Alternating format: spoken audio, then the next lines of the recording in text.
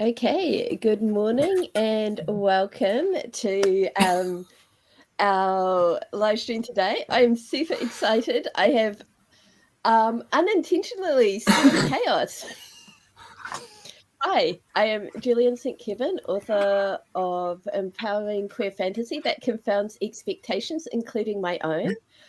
I did not realize we would have our amazing co-host, Jamie Sands, today. I thought Jamie would be off living the author dream and selling secondhand books. So I invited other amazing co-hosts, Amy Blythe.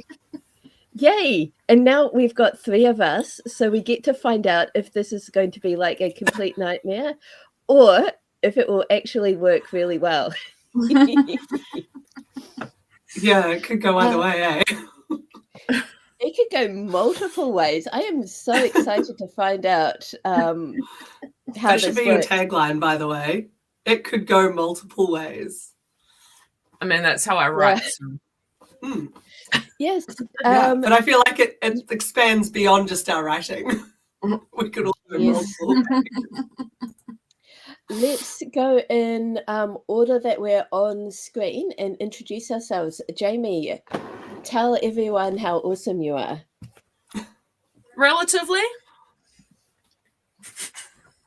I'm Jamie. I am. What am I? Asleep. I write optimistic urban fantasy, queer romance, and some other things. I cannot promise Care Bear content this morning because as soon as I sat down, he insisted on cuddles, and we had 30 seconds of cuddles while the countdown happened. So I don't know. Well, I might as well just leave then. That's what I came for. So. Yeah, well, so I can't guarantee anything. It is raining, and he doesn't like going out in the rain, so he could be back, but I don't know. That's my bad for turning up on a Sunday with no warning because I have a couple of Sunday bookshop shifts, but actually going forward, it's looking like I might be Wednesdays and Thursdays. Brilliant. So it just depends. So we're trialing that in April, but because the bookshop owner didn't know when I'd be able to start, she plugged a bunch of holes with other people. So here I am. Which part of Auckland is the bookshop in? Parnell. Okay. It's right up the top of Parnell Rise, right by the nice. Where the cathedral is. It's just around the corner. It's very sweet. Nice. It's a sweet little secondhand bookshop, and I've had 2 shifts there, and they've been super lovely, actually. So, yay! Nice. So living the writer dream, isn't it? It kind of really is. Just being surrounded by that scent all day. Do you just walk in and you're like, books. Do you ever do a shift dressed as a Xerophile? I will in winter. Not yet. It's too hot at the moment. The Xerophile is layered. I got to help out a very sweet tourist the other day who she had just crossed the road towards the bookshop and she walked in. It's so funny. I just got off the ship and I was just thinking to myself, how nice it would be if I could find a secondhand bookshop. And here you are. I was like, yeah, here we are. She said, have you got cookbooks? And I showed her to the cookbook area. And she browsed it for a while. Then she came and she's like, I'm so sorry. Could you help? I'm trying to get New Zealand cookbooks to take home to my mum and my sister, but I can't tell who's a New Zealander. I'm like, great, here we go. Ellie Bowling by, and here's a retro Aunt Daisy cookbook. And she was just like, yep, getting all of them. Thank you.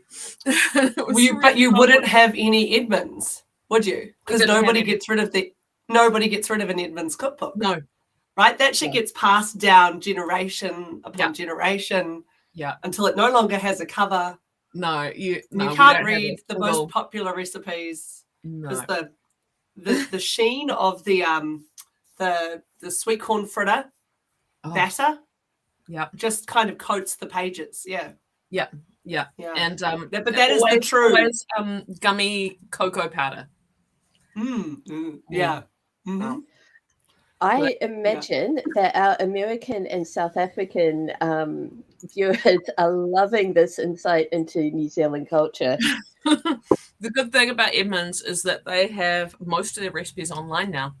So if you look up edmonds.co.nz, you can see all the classic recipes that we're talking about. Nice. Yep, I used that website so much when I was in Japan. Amy, tell everyone how awesome you are. Well, I don't have a pithy line because I only do this occasionally on the fly. Usually I join partway through the session when I realize that Gillian's by herself. The main thing I write is contemporary romance, what would probably be called chick lit if I could handle calling people chick. It's a big if. And I have a series, a kind of international series, each set in a different country, which I just finished at the end of last year. First one is What's French Frips, and then I have one standalone sapphic retelling of Jane Austen's Persuasion, which is now an audiobook. Oh, yeah. Awesome. Oh, cool. Yeah, my friend Sarah narrated it. She's an actor. She trained at Toy. Toy Whakaari is like New Zealand's top drama school. And her husband at the moment is playing Poirot at the Court Theatre. Oh, no way. Yeah. Oh, man, I want to see that. Yeah, it's going to be amazing. Do you know they have to get permission from like the Agatha Christie Trust for each person who plays Poirot? Like you can cast whoever you want for everyone else, but they have to get permission. Do they have to like send in a video audition or what?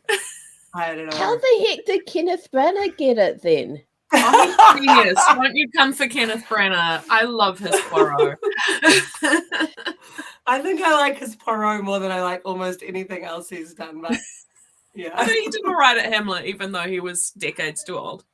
Yeah, but he cheated on Emma Thompson. Like, who does that? Yeah, that's like fair. I'll just never forgive him. That's fair. That's fair. So my friend, yeah. But what's also really cool is the Court Theatre's 2 big shows so far this year. The first one was Something Rotten. So it's like Shakespearean era. Oh, I love to see that too. God damn it. Oh, they're doing a reprise show. They're doing a second run here because it was sold out. Probably in the wrong city for me. Well, yeah, it's a long way to come. But Shakespeare in that was played by a Māori guy. He was the guy who was in Hamilton. He played Washington, George Washington in the Australasia one. Yeah, so he played Shakespeare. Yeah, I figured you'd get the reference. And yeah, and now we have a Māori Poirot. So we had a Māori Shakespeare and now we have a Māori Poirot. I was like, that's I love that so much. Yeah. Yeah. Brennan's Poirot is the James Bond version. Well, sure, yeah. I don't know. My iconic Branagh memory doesn't even involve him. It is when I was at Auckland University doing Shakespeare and the Nation, we had a guest lecturer from the States. And so and Michael Neal, who was our professor, who incidentally is Sam Neill's brother, but yeah, because New Zealand is this big. Yeah. Michael Neal and our guest lecturer were talking about how homoerotic Branagh's Hamlet was.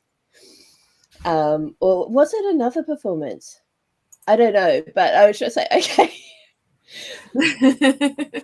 Well, when you have those lecturers that start throwing words at you that you're like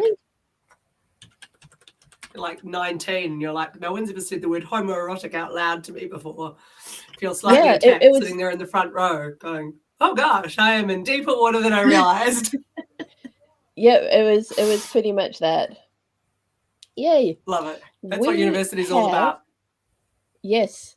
This was also the same university where we studied Harry Potter for a children's literature. It was popular culture, analyzing popular culture or criticizing popular culture, and oh my gosh, we had a Harry Potter stan deliver our Harry Potter session, and she would not let our lecturer say anything critical about J.K. Rowling. It was a train wreck.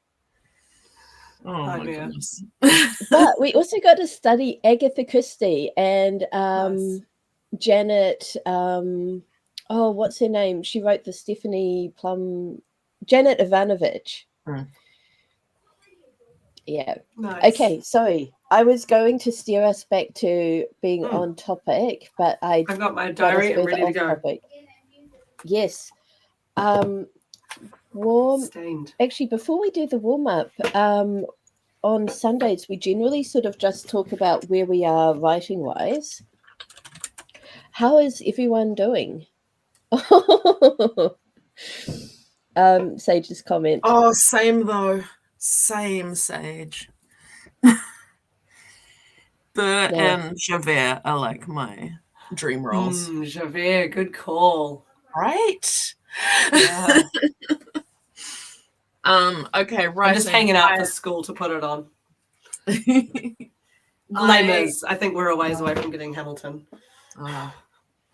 Imagine. Writing wise, I need to do edits. I have done some edits this week. I need to finish them and get them back to the publisher. Yep. That's me. Yesterday, I abandoned all responsibilities to write fanfic. So today I should be using the stream to do the responsible things, but I kind of want to write fanfic. So I was going to say, is this going to be a Has-Been Hotel stream or? I am being very good. I only brought it up like a couple of times yesterday. Short answer, yes. But I that's probably because I couldn't participate in the conversation because I haven't seen it. Yeah, but I was being so discreet at the start of the stream when it was just me. I was like, I'm writing fanfic. I'm not going to say what it is of. And then Amy comes on and I'm like, yes, let me tell you about how much I love Lucifer. Yeah, things that as soon as I start watching, I suspect I'll also go down the rabbit hole of, but I'm trying not to do that because I'm still trying to recover from Good Omens 6 months later. I couldn't shut up about it the last few days, so Anna graciously agreed to watch some last night, and we got to episode. I mean, your life, your job is basically a Good Omens, like. Oh yeah, no, sorry. I mean, Has-Been Hotel. We're obviously deep in Good Omens. Oh, right. Okay. Me and Anna both cosplay Good Omens characters to go to Armageddon. Yeah, I think I have seen pics. Anna has red hair, so it's very obvious. Perfect. Yeah, it's absolutely perfect. What we're meant to be saying, what we are working on. I'm editing. Where we are writing wise. So yeah, I'm editing. I'm in the last third or maybe quarter actually of a manuscript, and I'm doing just line editing, just paring back, trying to reduce the word count a little bit. I'm not doing sort of deep cuts, which is nice. But I'm fairly quick. I don't have to. I'm just playing with the words. So that's going to keep me busy. And I think I probably need to write a promo email at some point. I don't want to do that. Yeah. I actually, in my journal this morning, I started planning out what I was going to say so that it wouldn't be such a chore. So at least I have thoughts now. So that it's not just promo, it's like a little bit of me as well, which I think is probably better. Yep. Yeah. We have a ton of comments to catch up with. Sage is roughly halfway done with his fic for day 3 of the Yuri on Ice event, celebrating the Russian Yuri. Day 3 is tomorrow for Sage, today for us. Maggie, oh gosh, Maggie had a 3-day migraine, is feeling better today, but managed to get the arcs of the Spartan Chimera out, and then got an email from the publishing house that they want the next 2 books by next Friday. Yikes, but good yikes. But also, good thing the migraine stopped because... Yes. All right. Oh gosh. Other Christchurch writing friend and friend of the stream, Julie, had a migraine that was so intense and bad last week that it presented as stroke-like symptoms, and she was ambulanced to hospital. Oh my goodness. Yeah, it's migraines, man. It's horrible. Yeah. We also missed who is it? Is it Maggie? That Penumbra had a professor who wouldn't let them say anything negative about authors. Well, that's some bullshit. Sorry, am I allowed to swear on this? We have before. Yes, we will again. Okay, good. I'll try and keep it to a minimum. I can control myself. I'm a high school teacher. I have to save it till I'm in the photocopier room. And that is ridiculous. How could you not say anything? Like, their fiction is not a part of who they are. Those are not separate I had things. when I did my undergraduate when I did my undergraduate degree at Canterbury, we had I did Victorian literature, and we had two lecturers who would tag team, a woman and a man, and like they'd each do one novel for 2 weeks, and then we'd switch and get another novel and the other lecturer. And the guy, I think Gareth, did Charles Dickens. We did, I'm pretty sure it was Great Expectations. And then, so we had 2 weeks of Charles Dickens from somebody who is a major Dickens stan. And then we came in the next 2 weeks and, I cannot remember her name, but she was like, okay, I know we're here today to talk about Jane Eyre, but here's all the shit that Dickens did that Gareth will not have told you. So we spent the first half an hour just shredding Dickens, and it felt so cathartic. And he had it coming. He was mean to Elizabeth Gaskell too. Like, he was her critique partner, and she's the one who wrote North and South and Wives and Daughters. And he like tried to make her work more like his, and he failed. Because I really love her works, and I find him borderline unreadable. I have never tried. Wilkie tried Collins is the right word for Dickens. Tried. Oh no, wait. Dickens, I have read Christmas Carol. That's the only one I've read. That's the only good one. Wilkie Collins took Charles Dickens out partying in Paris, and afterwards Wilkie Collins tried to like stop answering his calls and stuff, and Dickens was like, please be my friend.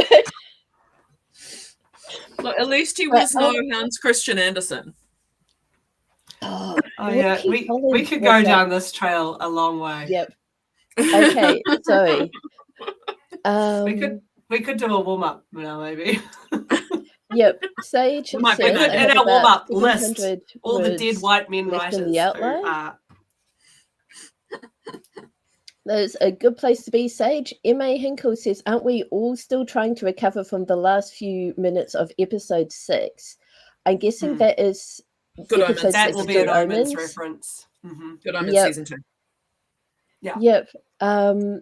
If anyone wants an arc from Maggie, let her know. She has EPUB, Mobi, and PDF. And Sage's husband is a big fan of Has Been and Hell of a Boss. Yay, we are happy. Outline words are just seeds for chapters. The 90s was the beginning of cancel culture. That is some bullshit. Yes. Oh, okay. Yeah. And the Maggie thing has is, the cancel culture. Cancel culture is kind of a myth, right? Like, for all of the like things that awful people do and say, those famous awful writers are still famous and absolutely raking it in. Yep. Right? Like, freaking rolling in a and really, I think mostly cancel culture gets used as a catchphrase for as a nicer way of saying consequences for my own shitty actions. Yeah. Which, anyway, to be fair, are minimal. Like, they're not getting any consequences for their shitty actions. No. Anyway. Okay, warm up. What are we going to do? How are we warming? So Yes, we are warming. I grabbed the Wild Unknown yesterday, so I'm hoping that we can get Jamie to do.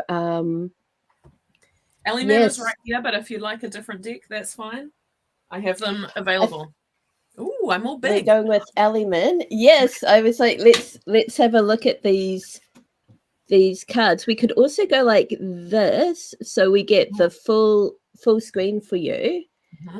We have got like a ton of different like settings that we can play with. I think probably that one's the best. So we're feeling Ellie Man. Now I'm really widescreen, so if my kids run past, you'll see them. Whereas before it was like, it was like in a safe box. Okay, unlikely to have streakers in the background. Box, it's all right, you're fine, Gillian. Oh no, that's same. I was kidding. They're not naked. You're fine. Oh, plus they're not likely to move. They're playing computer games. Excellent. Okay. Let me shuffle the beast. Oh, this card's stuck at the bottom. Can you show me how many cards you're going to be attempting to shuffle right now? Oh my gosh. It's like the Art Nova deck. You need to split that into 3 lots. Yeah, that's what I've been doing. I'm just giving it a big shuffle for the moment because otherwise I think it doesn't move enough. Well, I'm actually used to it now. It's the weirdest thing.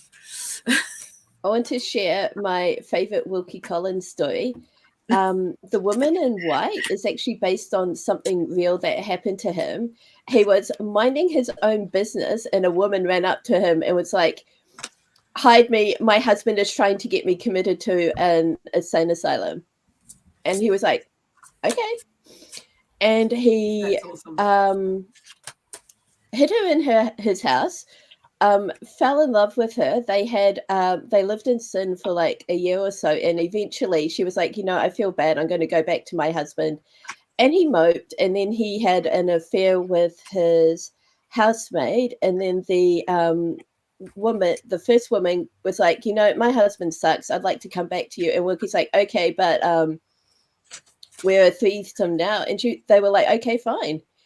And so he had this apparently really happy and functional relationship with his 2 women. And because he did not believe in marriage, because he was like, when a Victorian marriage pretty much stripped women of all their rights and they became their husband's property.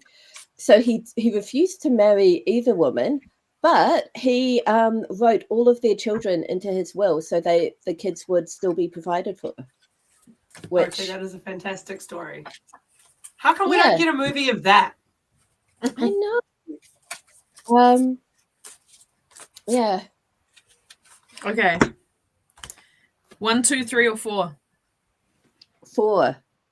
I was about to say 4 as well. Oh, we got death. Yay! Oh wait, that's a good thing.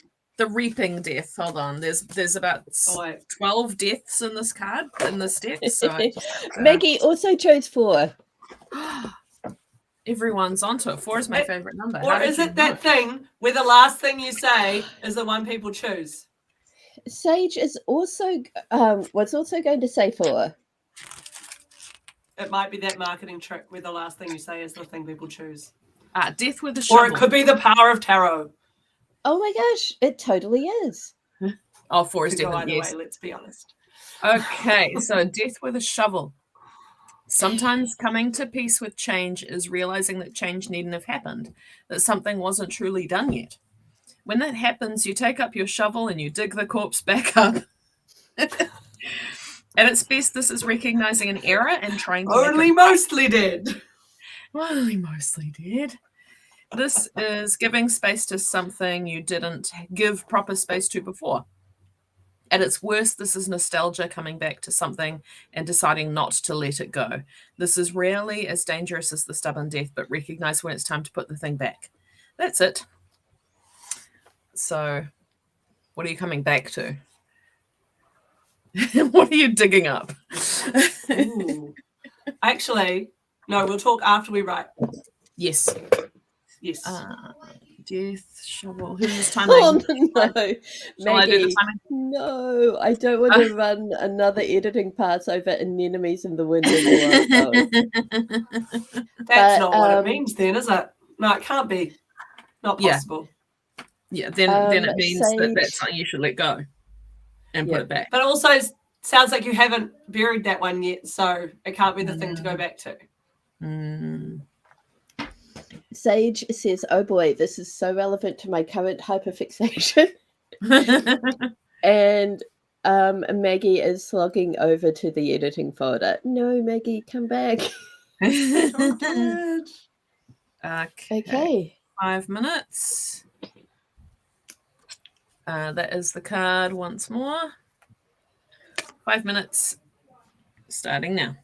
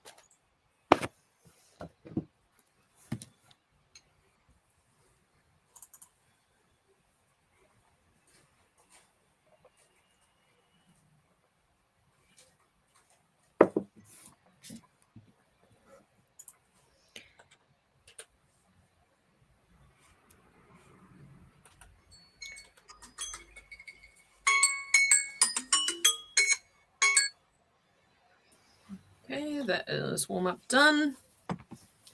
I was just about to run away because my feet are cold and my coffee cup is empty. But then I realized I actually have like a whole rack of dry laundry right here, including socks. And that my slippers are tucked under my desk, kind of jammed right in under there from like last winter. So brilliant. I am. That worked out amazingly well. Have supplies. Yay. I got a page, and it was sort of mostly planning, like, getting things in order. Yeah. Nice. Sage I was having a rant about Russian traditional. Lesson. Oh, sorry. Go ahead, Gillian. I was just saying that Sage used those 5 minutes for a Russian lesson, which I love. Nice. I had a bit of a rant about traditional versus self-publishing because I feel like that's the thing I've submitted something to Mills and Boone. Oh, and I have a Regency series that I might try putting to Avon. Like I've already written like 4 books and like I could self-publish them. I've actually already designed covers and I'm kind of could go either way. But I used to be like hardcore trying to trad publish. Like I even had an agent for a while, like in New York, like and it didn't work out, and it kind of burned me for trad. And then self-publishing has been amazing for me as a writer, not for my finances, but for me as a writer and a human being and creative and being part of communities and whatnot. So I quite like that. But then I'm keen to actually I think I'd quite like to be hybrid. But I did kind of have a conversation with our school librarian the other day, and she doesn't tend to buy any self-published books for the school library, and she's quite hardcore on that. And it left me with a bad taste in my mouth after this conversation because I just think it's bullshit. And anyway, so I'm like, I kind of want to go hybrid. I kind of want to have both, if that's an option, but I don't want to do it for the stupid reasons people reject self-publishing. Not play into Sage those things. Yeah, Sage says hybrid is the way to go, and I would agree with that. I learned tons from publishing through a publishing house that I was then able to kind of apply to my self-published stuff. And self-publishing also teaches you just so much. Yeah. It does. And we had Karen Healy. Karen Healy's coming to Romance Writers, the Canterbury Hui this afternoon. And I just discovered I can go. I had a babysitting. I was going to be babysitting, and it conflicted. But I just had a phone call from my sister maybe 10 minutes before the stream started, and she was like, "Actually, we're not getting home till 5, so we don't need you till then." Yeah. Nice. So she's coming to our Romance Writers meeting this afternoon, and she's talking about voice. She writes across quite disparate genres, so she really nails having very different voices. But she actually came into my school this week, and because I'm a high school teacher, and she ran a session with our writers group on like novel planning and how to keep going and get to the end, not just write the start of 4 different books or the start of a book 4 times. And it was great. The kids absolutely lapped it up. But she was talking about her self-published series, and then I tried to get the school librarian to buy it. And I think the school librarian might, even though she doesn't generally buy self-published books. But she was like so dismissive of the fact that Karen had, and the thing is, Karen chose to self-publish those books. She actually has traditional publishers who she has worked with in the past who are willing to work with her again. So it's like, it was a choice for her, but she's like choosing to be hybrid. And I didn't quite have it in me to explain that to the librarian at that moment, but choose your battles. It is 9:37 and we haven't started our first sprint, which I feel like we should. Yes. This might be symptomatic. People, there's too much talking. It is so fun though, and we are generating so much energy. Yeah. Maggie had a comment though. Maggie's with belongs to the indie project, helping get indie books into libraries. It's with an indie publishing house for the Pagosa Cliffs Anemone and Self-Pub's the Pagosa Stars series, and a whole bunch of other stuff. And oh god, yes, walked away from Trad Pub when they wanted her to make her long-term gay couple straight. And Sage has observed that the chaos energy is strong today. The chaos energy is always strong. It's just more obvious today. That's probably true. All right. So I'm going to be... I want to work on my pre-fall fanfic, but as opposed to the other fanfic that I'm writing, I've now got 2 of them. I think you've got to chase your joy. Yep, but I think I should... I haven't planned next week yet, and I have a bunch of things I need to accomplish because Armageddon's approaching. That could be... Yeah, that could be taken a few ways, but... the problem with the name of that con. Yes. Sorry, I knew exactly what you meant and didn't... Yeah. I was talking about Armageddon with my sister, and she was like, hey, just to be clear, you're talking about the con. Oh, I love that. You're not... You haven't turned into a prepper, right? And I was like, no. Not yet.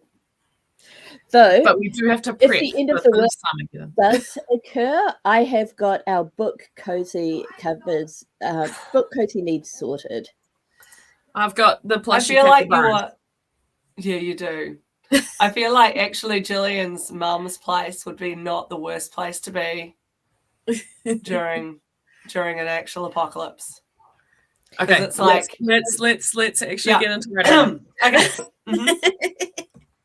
I need to finish this epilogue so I can go back and give another pass over this thing. So, and I've been putting it off all week. So let's stop me doing that. Okay. We ready? Yes. Okay. 20 minutes starting now.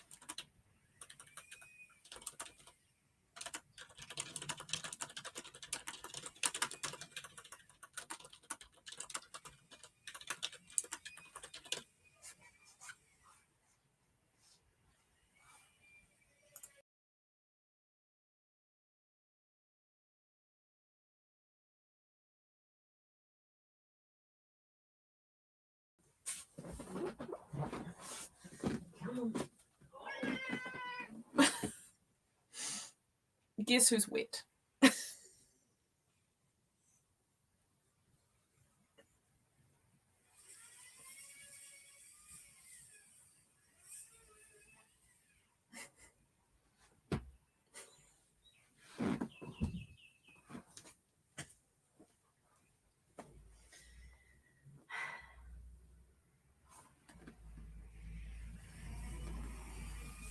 So wet.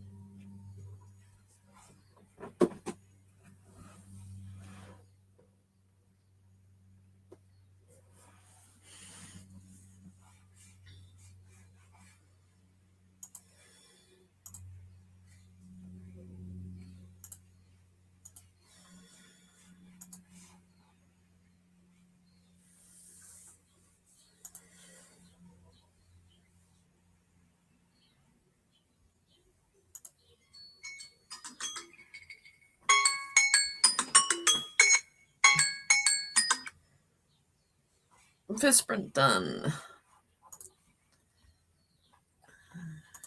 Nice. So I can't tell you words. I'm just cutting. So you know how, Jamie, so often you are like, how have I forgotten to set a timer? And you look at your phone and then the timer goes.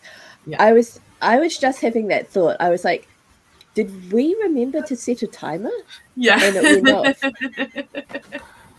The thought I was having was, I wonder if I've got time to go get a coffee before the timer goes off. And then it went off. Yeah. Oh, I am enjoying that the location of this wee rainbow on the screen means that I can go. Oh, that's good. Oh, yeah, this actually works out perfectly. Amy can eat the rainbow and Jamie's got their pan flag, so. It's right on my head. Yes. And you could kind of just rest your head on the one on the bottom too, like a rainbow pillow. It's negative. Yeah. Sage got 189 words. I have started planning March. So that's good. Do you know, I have a calendar that is meant to have all the important dates and promos and whatnot. And on the 1st of March, it says the quarter opens. Oh. Quarter is the Romance Writers of New Zealand published book competition, Reader's Choice Awards, basically. And so it opened 2 days ago, I suppose. And it has to be a book published in 2023, I believe. Yeah, so I've got to put that on my to-do list. Because technically, mine came out on the 31st of December. Yay! My birthday. Oh, yes. Hey, book birthday. I don't think anything I published last year is a romance. No, I don't think so. Santa Sacking. I could submit Santa Sacking. You totally could. Is that as filthy as it sounds? No, it is incredibly cute and sweet and wholesome. Oh, the title's a little misleading. Yeah, the cover's not there. Have you read Gillian's two little short ones? Yeah. Yeah. No, when I read them, I was like, I've never read anything like this before. I love it. For good reason. I think, oh my gosh. Yeah, porn should not be funny. No, I disagree. Heartily. Yeah. There's nothing worse than boring, serious porn. Well, and I skipped those pages. Boring, serious sex. Ugh. Yeah. Like, if you can't laugh during sex, I mean, I feel like you're doing something wrong. Yeah. But maybe that's just me oversharing. Sage says, I have one little bit more to do tonight, and then tomorrow will be all smart. I love that. I've been reading a worrying amount of Good Omens fan fiction, which is fairly smutty. And I realized the other day I've honed my Facebook feed now, so it's mostly Good Omens related. And it was a very old Michael Sheen photo, and I realized it's from the movie Wild, which is it's the biopic about Oscar Wilde, which I had a high school English teacher who showed this to us. And I was like, that is the first time that I ever saw gay sex on TV or film. Would have been that scene with Oscar Wilde and with Stephen Fry and Michael Sheen, in fact. And memorable 20 years later, 22 years later. And and now I read all this Michael Sheen smut.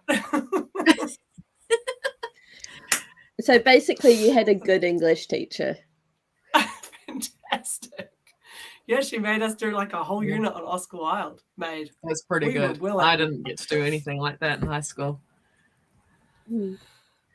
Right. I could take us way off topic again, but we need to have at least one more sprint before we take a break. Yeah, I was going to say we've got good timing for another sprint, so let's do that. Yeah, let's do it. We ready? 20 minutes? Yeah. Starting now.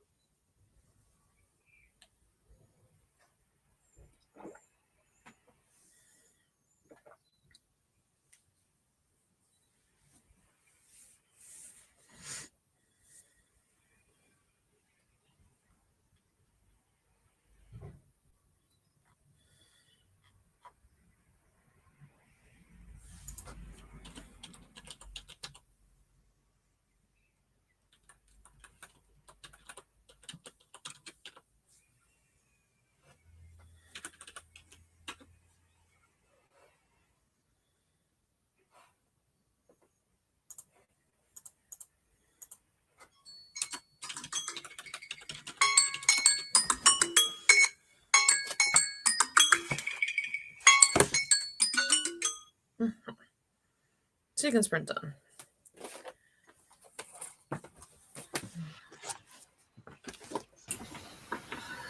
Now I definitely need a coffee. Yep. And I might have even earned it. Yep. Not that I haven't had one already today, obviously. I would also like a coffee, but because we are running a wee bit behind with our sprints, I'm wondering if instead of taking a break, we start the next sprint so that people who want to work can work and people who want to go get coffee can go get coffee. I think that's or crazy thought. Go get coffee, then work. Yeah. Yeah, that's my plan. That sounds good. It sounds like we're all in agreement then. Nice. All right. Let's jump straight in. Let's do it. 20 minutes starting now.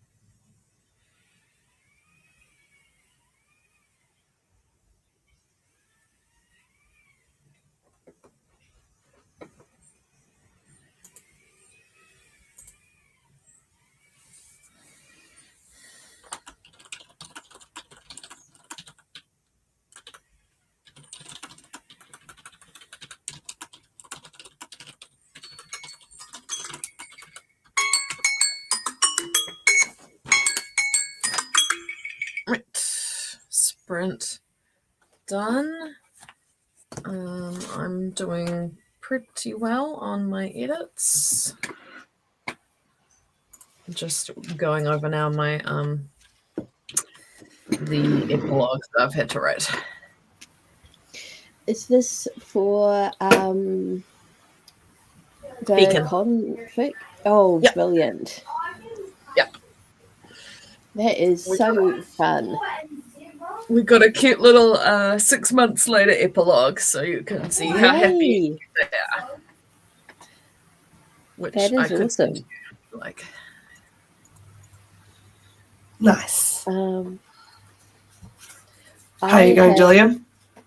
I've mostly finished planning today, and I have added 2 new songs to my Lucifer playlist. So nice.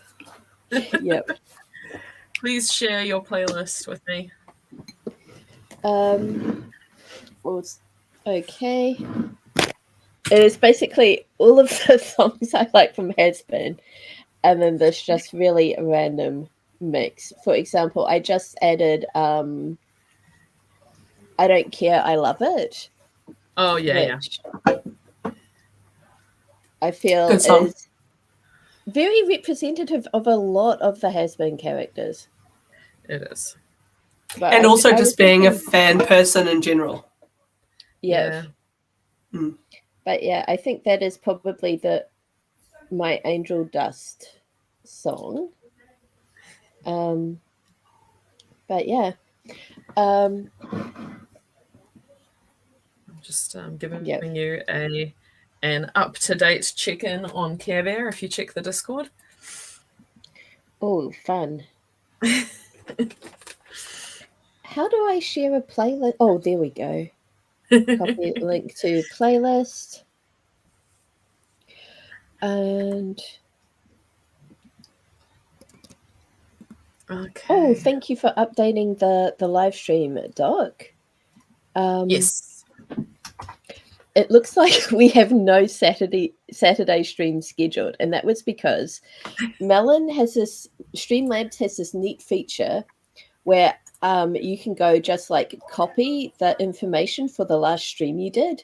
And so since the last stream that I'd done was Sunday, I just went and did all of the Sundays, and I was planning after yesterday's stream to go and schedule all of the Saturdays, and I forgot. Oh. Yep. Excellent. All right. Shall we dive into our next sprint then? Let's. Yeah. How are you going, Amy? Good. I had to hang up the washing because I remembered that it had some uniform in it that my children will be needing to wear tomorrow. Oh, I need to put laundry on. I'm going to do that first thing in this sprint. Yeah. Okay. Yeah. So I didn't do much editing in that sprint, but I have a hot cross bun, so I'm happy. That's pretty good. Okay, let's do this. All right. 20 minutes starting now.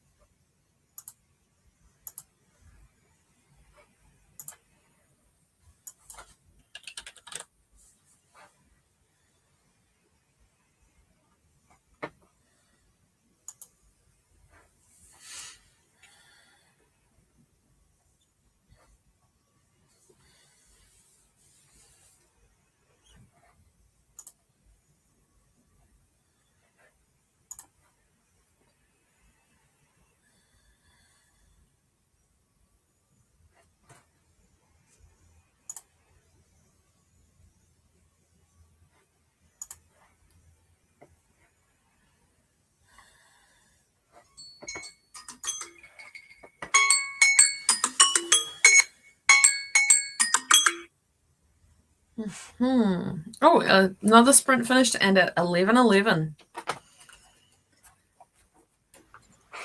Well done. 11:11. It's the little things. It is. I finished my edits and read through and sent it off to the publisher before I could second guess and redo the whole thing. Amazing! So I figure if there's problems, she'll tell me, and then I can redo it then. That's fine. Yeah. Nice. I put a few things that I need to take into town with me in a pile on my bed. And then I started actually writing my fanfic because I finished my planning for the day. Yay! Nice. I have 236 words. And I'm not allowed to say they are ridiculous because Amy will tell me off, but they are. Ridiculous. I think we were okay with ridiculous. I think there was another word we were using stupid. today. Yeah, I was not allowed to call my writing don't say stupid. No. Ridiculous. Ridiculous is fine. We fans of ridiculous here. Ridiculous Stan. Is that right? Yeah. Stan? Thank you. Sorry. Yes. From the, I believe it's one of those words I read. I believe it originates from the Eminem song about being an obsessive fan. Oh, yeah. Stan. Okay. So having done that, I realized I need to do my retrospective on last month and actually give myself some goals for this month. So that's what I'm going to do next sprint. Oh, I think I'm going to aim to do I've got one more scene in this chapter, and I think I'm going to pause there because it's now clear to me I'm not going to finish the book today. Sure. Which is fine. It's fine. And then maybe I'll work on that newsletter draft that I'm putting off. But I have to send out in like 2 days, at which point it's a work week and I'm completely useless. So better to do it today. Newsletter. I also need to do a newsletter, but planning sounds more fun, so I'm going to do that first. Yeah. All right. Yeah, pretty much everything sounds more fun than a newsletter, I think. But if I can make it sound fun, I don't know. And like, it's never as bad as I think it's going to be. Yeah, exactly. The pressure to perform is a lot. But I have like all the Irish things I love lined up, ready to stand in my newsletter. So I'm sure once I start, I'll just be like, oh, this is great. I can be a fangirl of all my favorite Irish things. Nice. It's going to be a Dairy Girls GIF, at least. What else is awesome in Irish? Yeah. Maybe a Seamus Heaney poem. Seamus Heaney. I know, right? And yeah, no. Other things that are less like mainstream and more embarrassing and nerdy. But it sounds like Gillian is already continuing to write fan. I am. How about we jump back into sprints? I am so sorry. No, you're fine. No, don't apologize. That's what we're here for, man. Yeah. Oh, Maggie's youngest is home and tuna melts are made. That sounds so good. All right, let's do it. 20 minutes. Let's. Starting now.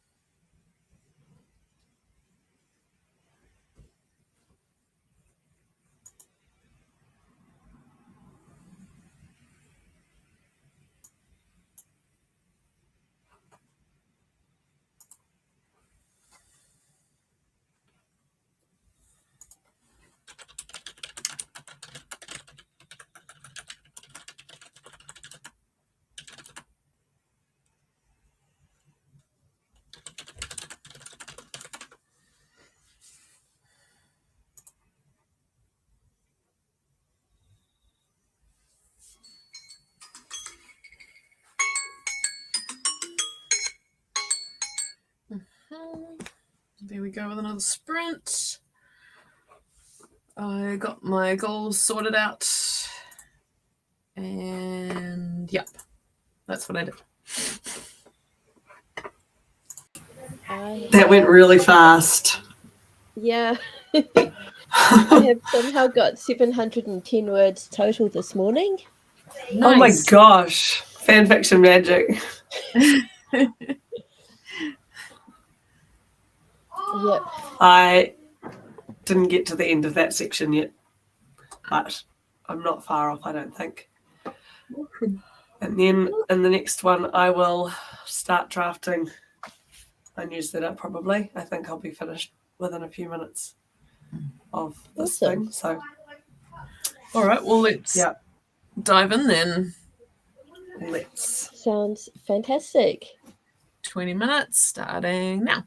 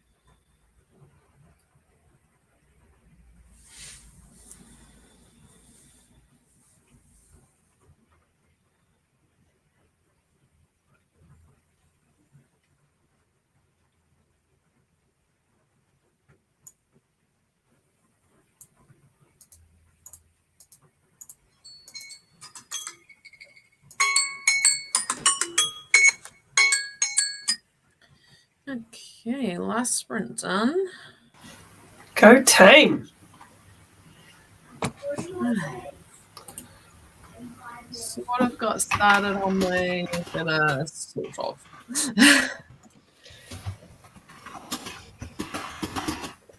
We had a brief visit from Menelik Henry, who says they're popping in to share support, love the writing, which is yay.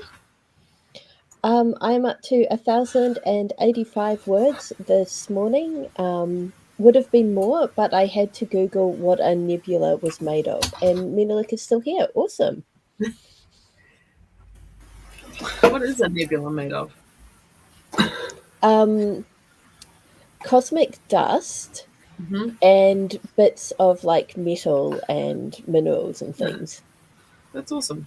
Me too. You're also made of cosmic dust and bits of metal? Yeah, basically. Yeah, good. There's some other stuff in there. Water. Quite a lot of water. Water. Yeah. Yeah. There's some proteins. I'm writing a scene where Lucifer is like halfway through creating a nebula and he's just summoned back to heaven, and Sarah is like dusting him off, going like, how do you get so dirty? Look at you. You're covered in cosmic dust. Perfect. Like, I like it. In the middle of doing something. Just something. Nice. Well, I think I've cut a total of like 500 words from my romance novel today. And then I have started, not quite finished, my newsletter. But it's not due out for a couple of days, so I might keep working on it now, but I don't have to. You don't I have probably to. will just to get it out of the way. Yeah. Maggie is made of coffee, and Menelik says that they joined us both in a writing session and we were inspiring, which is fantastic. Very cool. Goals. Yeah. I realized that in 2 weeks I'll be at Tauranga again. I'm very excited because it means I can get another one of these sticker books, which I can then fill with all the rest of my stickers, because this one took a lot, but it turns out I have even more than a lot of stickers. My gosh, I used to have a sticker collection. Yeah, me too. And then I got rid of it, and I've always regretted it. Yeah. And I kept the rock collection. Why did I keep the rock collection and cull the sticker collection? I like growing up stickers of independent artists at Armageddon's, so it's all good fun. That's cool. Oh my goodness. That's awesome. That's beautiful. I put some stickers in my classroom. I have like a tin of lollies for prizes for, quizzes and whatnot. And I decided I was going to like put some things that were not edible in there just in case, because there's kids with braces and stuff. And the first thing to go was the stickers. They went, first time I offered the tin to anyone, the stickers went. So to get some more. Yes, and I always had stickers in her one. And those stretchy dinosaurs that you can get from Kmart that are all different colors. Those were always big hits with her kids. Okay, I might have to look into those. It's like the thing is, like high school kids are the same. Yeah. Like high school kids are the same as primary kids. They think they're so much bigger and I think so. Up, but not really. I mean, I gave dinosaur stickers to my team of grown men when I worked in development at Trade Me, and it was always a motivator. Always a hit. to do better. Like my year 12s who are like 17 yeah, and can like operate heavy machinery. I put stickers on their work and they just turn into like give me little piles of glitter. It's hilarious. Oh, it was the best thing because I had these sheets that were like lots of different dinosaurs, and I'd be like, you choose which one you want, and they would just take, it's a serious decision, and they make oh, but what about, and then one of them would pick, we go, oh, that's the one I want. You have just given me headcanon that cosmic dust is like the glitter of the universe, and so Lucifer's come home covered in cosmic dust. Sarah, it's going to be like discovering it everywhere in heaven for the next millennia. It's going to be a thing. The herpes of craft supplies. I found this sheet of stickers that I got at a recent market, and I can't remember who the artist was, but I love them so much. That's cool. Yep. Unfortunately, we have reached the end of our stream, and I have a romance writers meeting to make today, so I have to end this now. Well, have wonderful time, you two. I'm gonna go and cut out a whole lot of soft toys. Yay!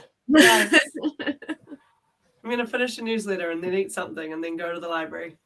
Nice. Yep. Where the romance writers cosmic dust is the ultimate glitter.